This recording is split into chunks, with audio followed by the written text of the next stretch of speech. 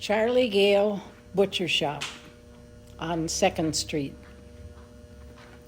As a child growing up in Chaska on West 2nd, I heard all the stories about Charlie Gehl, the butcher who owned the 2nd Street Butcher Shop. Chaska has always had characters. All small towns do, I'm sure, but Charlie was a special one. By the time I was born, Charlie was gone. He died in 1934, but the stories linger on. Charlie's father bought a huge section of land near Carver. They raised pigs and cows. Young Charlie opened the butcher shop in Chaska when he was just 19 years old. After a fire destroyed the building in 1900, he built a new, much larger shop with a large room for individual lockers that customers could rent to store meat. These were the days of no refrigerators, just ice boxes. Next, he built a slaughterhouse behind the shop alongside an alley.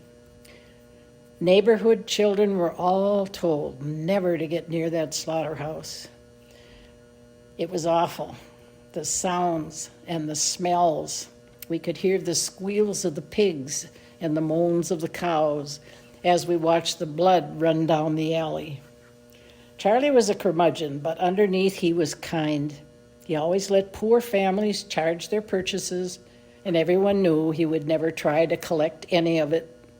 He said he knew they would make payments if and when they could. And he always charged the well-to-do much more. One day, Mrs. Clammer went into the shop to buy some pet food for her dog. Upon hearing her order, Charlie bellowed to one of his workers, "Hey, kill that big black dog back there. Mrs. Clammer wants dog meat." Any housewife, like Mrs. Teskey, who tried to order something other than what Charlie intended to sell, never had a chance. When she asked for 40 cents worth of meat, Charlie said, "That'll be 50 cents. She said, "Could it just 40? That was all I was going to spend was 40 cents. Charlie would cut the slab in half, wrap it up, and say, "Okay, there's your 40 cents. One day, Mrs. Hamlin of the Ladies' Aid of the Moravian Church needed 50 cents worth of veal. Charlie grabbed some, put it on the scale, and said, "That will be 60 cents.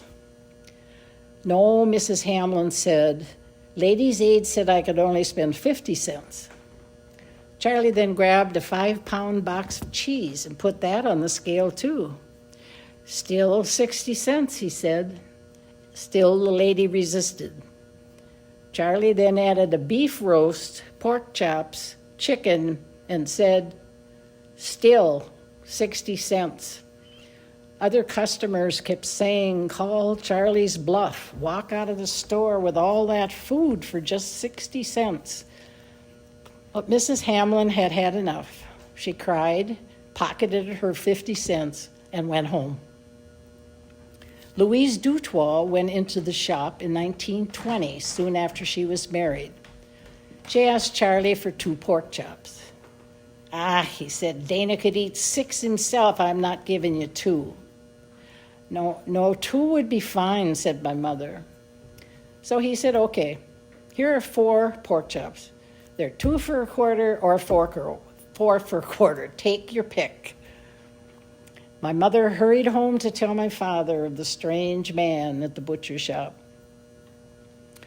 A man came in for a slab of bacon, pointed out the one he wanted, and Charlie said, "You don't want that one. Take this one." The customer refused, so Charlie wrapped up the slab and gave it to him. The man came back complaining, saying the bacon was no good. It smelled up the whole house. Charlie said, "You thought you knew something about meat. You white-collar dude, take your damn meat out of here."